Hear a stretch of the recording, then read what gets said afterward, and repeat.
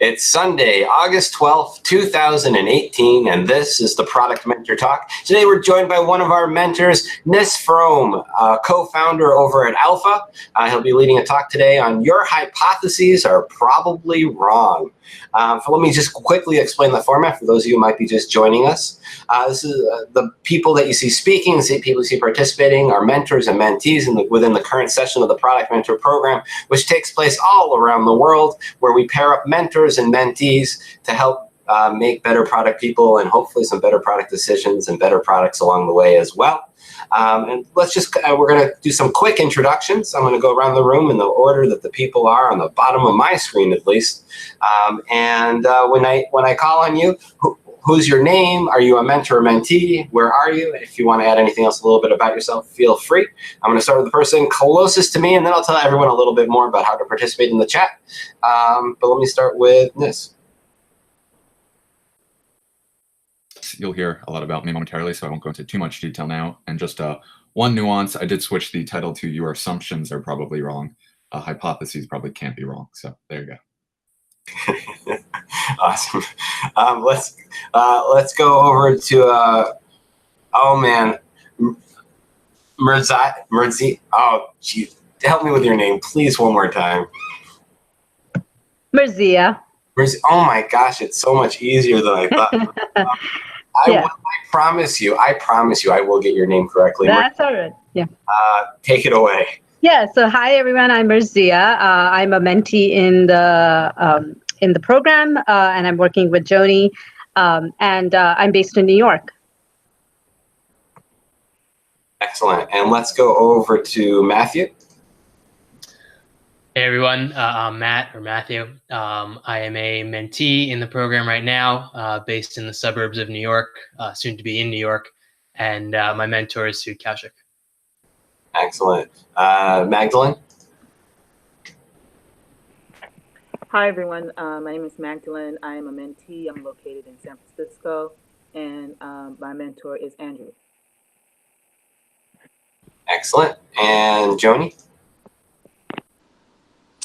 Hi everyone, I'm Joni. I'm a mentor. I'm working with Merzia, and I am a software product management consultant, and I've been working in the digital music space for about 20 years now. Hannah? Hey everyone, I'm a product manager at Cordium, a financial services company. I'm a mentee in the program, and my mentor is Patrick Hoffman, and I'm located in New York City. Chris?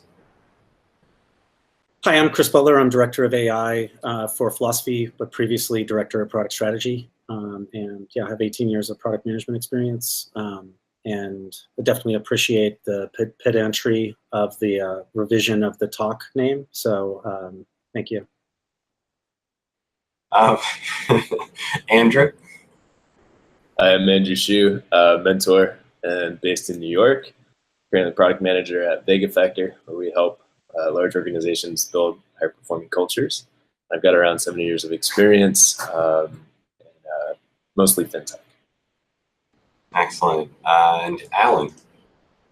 Hello everyone, my name is Alan, product manager at Modus Create, digital design company agency located in Cluj-Napoca, Romania. I'm a mentee. My mentor is Chris. And I am Jeremy Horn, aka the Product Guy, and I'll be moderating here today. So as the talk goes on, as Nis gives his talk about all these things that are probably wrong, feel free to jump in with your questions. The way you jump in with your questions, you post your questions to the live chat, either on YouTube, or you go to theproductmentor.com/live, and along the bottom of your screen, you can also post your questions and participate in the chat there as well. As you post the questions, as they come in, I'll find good moments to interrupt Nis and ask him the questions or get the questions answered for you. If they're more general questions, what is product management? Why am I here? And all those questions of life, I will still pass those along to Nis, but I'll just save the more general things for the end of the talk. With all of that said, let's go hand it over to Nis to learn about today's talk. Great, thank you, Jeremy. Hi, everyone. I'm Nis Frome. I hope you're enjoying the weekend, and thanks for tuning in. So this is my 6th talk now with the Product Mentor, And while I do really enjoy giving them, I also appreciate the thoughtful questions even more. So while this is not an interactive talk, it does have some specific opportunities to pose questions to Jeremy. So I look forward to hearing those when he brings them up. So I'm going to cover a topic that is relevant both in your professional and personal lives, particularly as product managers. And that's most people recognize a simple truth when it comes to everyone else, that everyone else's assumptions are usually wrong. And I'm here to tell you that yours and even my assumptions are also usually wrong as well. So a quick word about me for context. I co-founded a company called Alpha. It's an on-demand insights platform for teams to make data-driven decisions about users, products, and new markets. And teams at about 1/3 of the Fortune 100 use our platform to essentially test their assumptions. So what I'm going to share is a lot of the takeaways from what I've seen when product teams test their assumptions.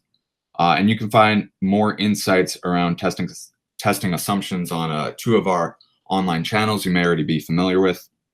Our podcast is This is Product Management, which has more than 150 episodes. Besides Jeremy's episode and Chris well, I'll get to Chris Butler's article in a second.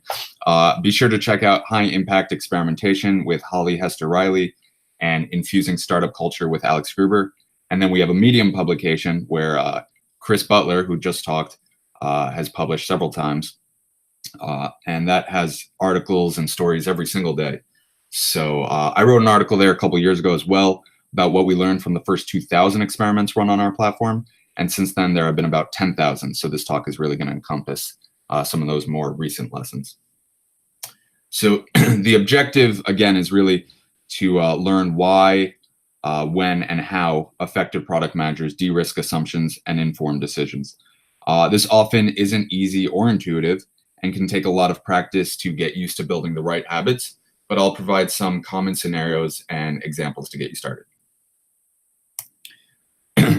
So I think really the hardest part about testing your assumptions is the paradoxical nature of product management. And what I mean by that is that really the more you know, kind of the closer you are to users, the smarter, the more empathic you are, the more at risk you sometimes are of overlooking something you don't know. So of not realizing what's an assumption versus an evidence-based kind of decision. And so we'll talk a little bit later about the importance of intuition, because I do think intuition and empathy and kind of developing that over time is really important and plays an important role as a product manager. But I often find just, again, that product managers who are really close or really far from users make mistakes the most, while those in the middle practice what I call like the most reasonable caution. So no matter how smart or empathic you are, you're really at risk. And here's why, and I want to be clear that none of these are your fault. They're really just byproducts of the world we live in today, of a really fast-moving world with lots of competition and lots of different alternatives to your solution. So here's some of the most common reasons I see that assumptions are wrong, especially from teams that have been using our platform and running tests. These are usually some of the first things they learn, even when they're super empathic, even when they really think they know users well. So again, building products is just really hard, and consumers are a very difficult bunch. We all, of course, are consumers in many aspects of our lives, but as product people, it's important to recognize that as well. So the most common reasons I see are that you're directionally correct in knowing what users want, but you're using the wrong messaging and insider jargon, so they don't really understand what you're saying. So I see this a lot in financial services and healthcare companies, where like a consumer website will say something like EMR, an electronic medical record. And if you ask, the healthcare product team, they'll say, no, of course users know what that means. When we ask them, they say yes. And so because most people aren't going to tell you like, no, I don't know what the acronym means. They'll just say yes. But if you actually, just ask them, well, what does it stand for? You'll get all sorts of different responses and realize that you may be solving a real problem for them, but you're confusing them all along the way. So I see insider jargon is probably the first and most common assumption that proves to be falsely widely understood. So that's something I think product teams, especially in kind of really technical industries, healthcare, financial services, learn really quickly. Another is that your assumptions were right at some point, but now they're wrong. And it's not because of anything you've done. And it's not because of anything consumers have done. It's, just like some secular change that happened from a third party. So like an example of this would be about a year and a half ago, a lot of banks were testing on our platform to do facial login, to be able to log in, through a mobile app with your face, so you don't have to type in a password every time. And people thought it was like a laughable concept. Consumers thought it was a laughable concept. They said that, how could that be secure? What if someone puts a picture of my face in front? I don't want to do that. That's weird. I don't want you seeing me every time I have to log in, right? And so banks would just abandon this concept, saying like, okay, people don't trust facial login.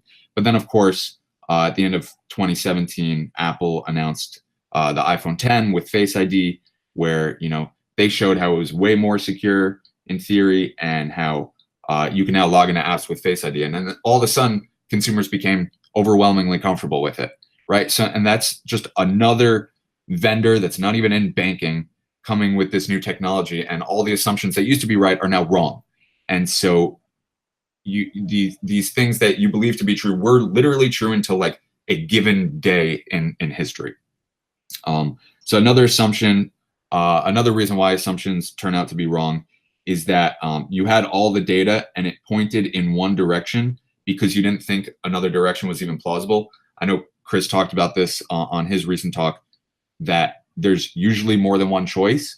And even if it seems there's only one choice, there's usually alternatives you haven't thought about. So this happens a lot when you do upfront research, where you collect all this data and then you're going to go into this build mode for whatever 3 to 9 months, right? You do all this upfront research, and it all leads to you thinking only one choice can be possible. But if you were to iterate and ship regularly and test it with users, you would find that that's not the case. But you're making decisions for 6 months, all based on something upfront, some data point upfront. So I see that commonly happen. And then the fourth reason assumptions are often wrong is that your assumption is actually right, and you hit the nail on the head. It's just the wrong nail.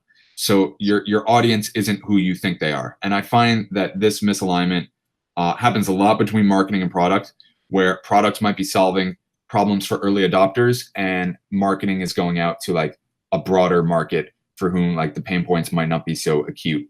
So you're talking about two different audiences. So you're both in a sense right. Like the product team, you as a product manager is right, and the marketing team is right. You're just talking about two different audiences.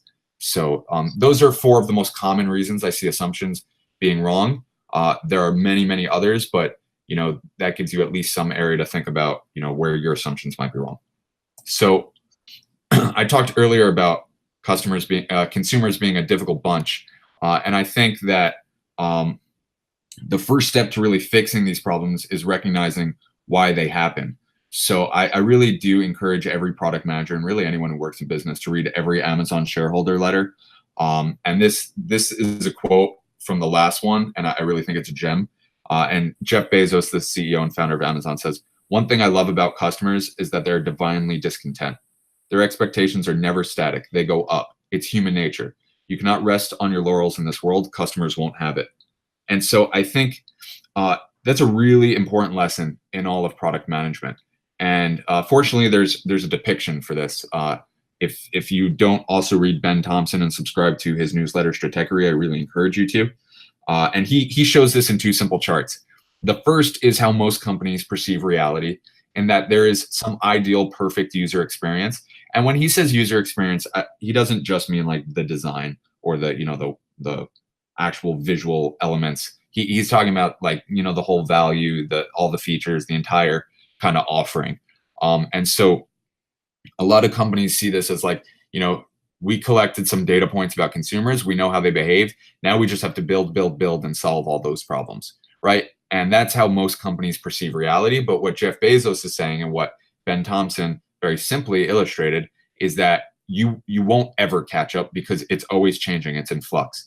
And the way to solve this problem is to recognize why it happens, right? So it's not solvable. That's the way you solve it. And so if you view the perfect user experience as a constantly changing vector, then it makes it much more realistic that you'll get closer to it, or that you'll have a good user experience. So I think it's really important, again, with assumptions, to realize that assumption is right at a given point in time, or can be proven right at a given point in time, but it could be wrong the very next day, or it could be wrong for any number of reasons. And it's really important to recognize that, again, your assumptions are probably wrong, which is the name of the talk. So it's not just product teams that make wrong assumptions. I noted how I really think this is an important concept for your professional and personal lives. So by no means are product teams the only ones that make these mistakes. And again, I'm not going to come at this from a fake news angle by any means, but I think it's important to recognize that false assumptions are everywhere and presented to us as facts, when often they're the opinion of an expert or based on, you know, what a few people say on Twitter. So a couple examples here is, you know, there were a bunch of articles when Facebook was having all the problems with data and privacy and Cambridge Analytica, and how easy it would be for just Facebook to charge everyone a small fee and then they could get rid of ads, right? And like the math makes so much sense. It's $1.65 per month, and then we wouldn't have to have ads on Facebook. They'd make the same amount of money, right? Simple, easily solvable. Or that when all the companies were going on their apology tours, when you were seeing on TV, Uber's apology ads, Wells Fargo's apology ads, Facebook's apology ads. I think there were several other companies as well. And one professor at NYU said they thought Facebook's apology ad was more effective, right? And just based on some emotional appeal, right? And then Uber and Lyft, this kind of notion that Uber and Lyft are really dangerous, given all the recent events and the drivers assaulting people and, all the statistics there, saying that those are really, they've led to controversies and they're potentially dangerous for consumers. So the thing is that all of these articles and these paragraphs are assumptions about consumers, which means, one, they're probably wrong, and also that they're testable, right? And so that's kind of the crux of this talk here, is that assumptions are testable, and they're testable at given points in time and over time. So that's precisely what I do and what we do at Alpha. So I spend a lot of time working with reporters and publications like Axios, Business Insider, Quartz, and others to inform stories with user insight. So I work with reporters who feel that the headlines out there and the articles out there are based on a few tweets or a couple expert opinions, and they're actually interested and they're skeptical, and they say, well, we want to tell a data-driven story. So to follow up on some of the headlines on the page before, we found that when users were shown a prototype of a Facebook offer, so they were scrolling through Facebook and then an offer pops up where they could use Facebook without ads for $1 a month, almost none clicked to pay. No one was interested. People said in open-ended responses and recording their video that they don't really mind the ads. Like, most people don't care. And even if it meant losing Facebook altogether, even if it meant like you pay this $1 or you're off of Facebook, most people were just indifferent. So most people are okay with ads and really just expect their data to be sold. They get that is the agreement. They understand that they are the product that Facebook sells. Another common theme, I don't think this was on the slide before, but a common theme has been that Amazon is going to take over all of healthcare, and consumers love Amazon. And we found that is true, that they love them in a technology context, but not necessarily in a healthcare context. So we tested an email from your personal doctor inviting you to sync your health data with Amazon, and then Amazon could make all sorts of improvements to your healthcare. So they could recommend products based on your weight, your size, apps based on your goals, and all different things like that. And people who said that they trusted Amazon way more than like Facebook, for example, were like, whoa. I don't trust them more than Aetna in a healthcare context. They're like, that's a totally different spectrum. And so just all these things that are seemingly obvious, that people want all these services from Amazon, Amazon may have to earn that trust in those contexts. So something to consider. And then I didn't show it here, but we also tested all the apology ads on consumers. And actually Uber performed by far the best, because people blame drivers and not Uber for all the mistakes that happened. They didn't even understand why Uber was apologizing. Facebook did perform fine, at least better than Wells Fargo, but mostly because people don't expect Facebook to be moral. anymore. So there was really nothing to forgive. So people said, I never really expected Facebook to be, protecting my privacy. So I don't have anything to forgive them for. Wells Fargo, though, did not perform very well. And then one more thing here was we tested Business Insider with Business Insider showing how Netflix would actually be fine without Disney. So many headlines showing that Disney pulling their content from Netflix could kill Netflix. But in reality, first of all, most people are not at all aware that Netflix is going to be losing Disney content. And second, when shown a prototype of Netflix with Disney content versus Netflix without Disney content, almost no one can tell the difference because Netflix has spent the last couple of years investing so heavily in kids' content. So people could hardly tell anyway, and they've been investing in this for a long time. So just, someone tweeting that Netflix, they're going to stop using Netflix because of they're going to lose Disney content. It's just, it's one person tweet. It's one data point. It's not thousands of users giving feedback. So I want to go through a little exercise, a little thought exercise here, so I can show you how common it is for assumptions to be wrong. And so this is, again, not interactive, but, an opportunity to write something down and maybe post it to Jeremy. So you've seen all the news, and we just talked about it, that many Uber drivers have been accused of assault and other criminal activities. And in response to all the media coverage, Uber announced a bunch of new features that would let you call emergency services from the app and let your friends track where your car is on a trip, right? So take a moment to consider this. And if you have a sheet of paper or a note-taking app, just write down whether you think these features are smart and the solution to safety concerns. So I'll give you a minute here. And it's important that you document your assumptions and not just mentally, because we all have a tendency to say after the fact, once we're presented with the data, yeah, that's exactly what I thought, when it's very much not what we thought. So, and then we don't learn any lesson from it. So take a moment here and just, consider, has this helped Uber? Has this not helped Uber? Have the new safety features been a brilliant solution to all the safety concerns around Uber and Lyft? Well, Uber specifically. Cool. So let me go into the tests we did. So after Uber announced the feature set, but before they released it, we tested prototypes of it against people that have been in an Uber. I think it was in the last 90 days, but it was in a recent time frame. So of the users we tested against, first, before responding to the prototype, men felt safer in Ubers than women. But the world, again, isn't a series of binary choices. We almost always have alternatives. So when you compare Uber to a taxi, women actually feel comparatively safer in Uber than men.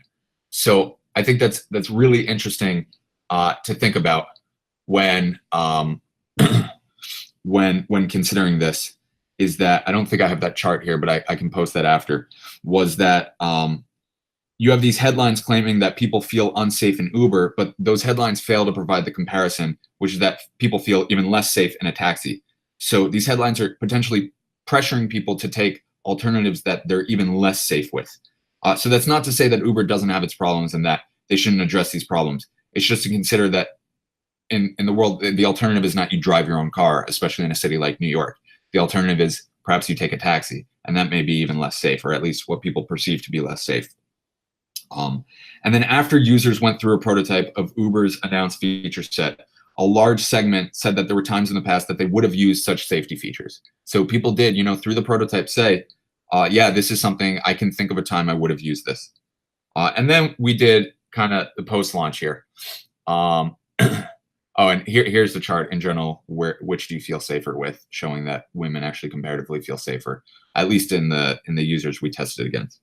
So post-launch results is that reality is a lot more nuanced than a simple headline. So remember how large segments said they would use these safety features?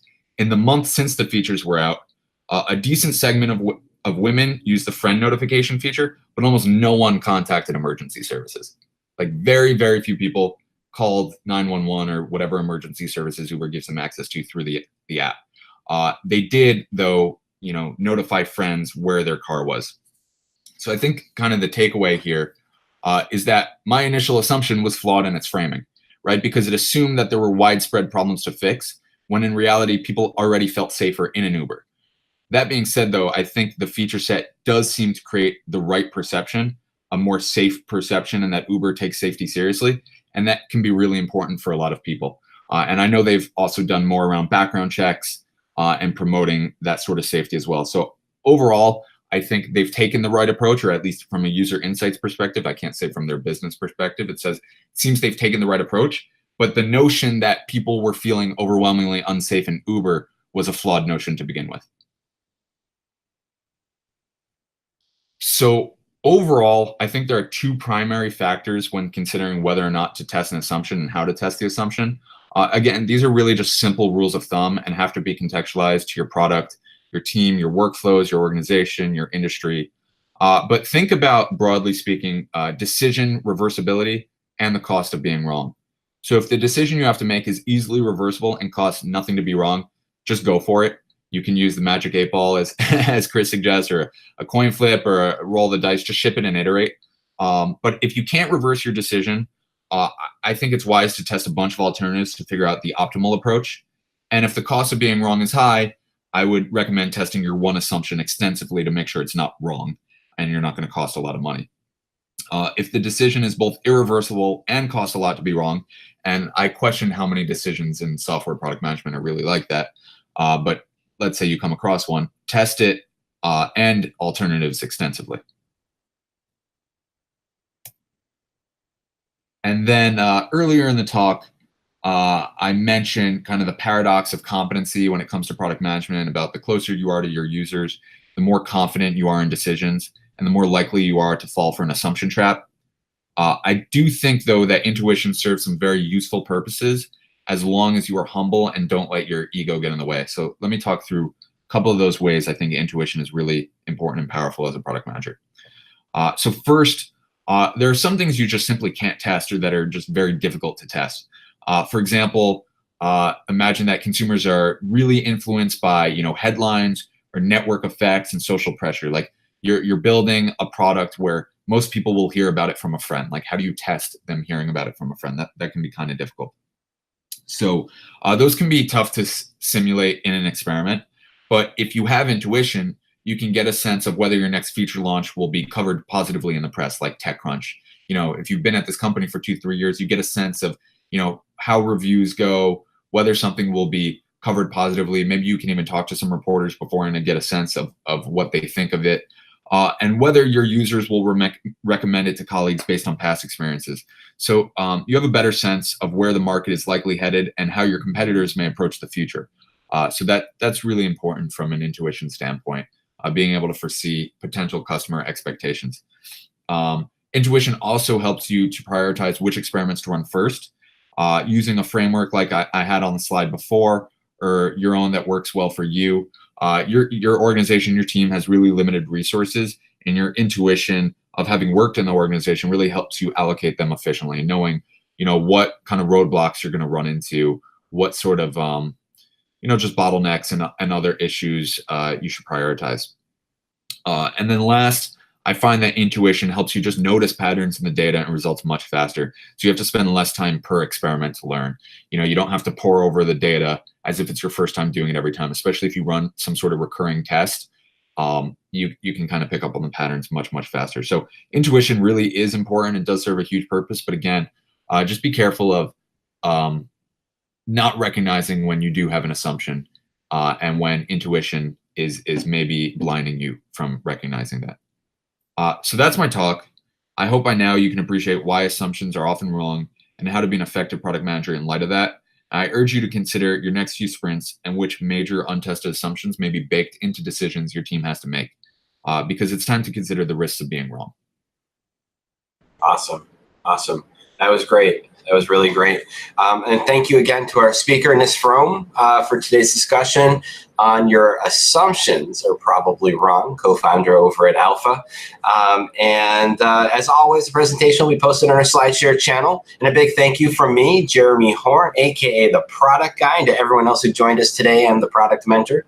And don't forget, if you're interested in being a product mentor like today's speaker, Nis, the product people of all sorts, please visit theproductmentor.com. And sign up today.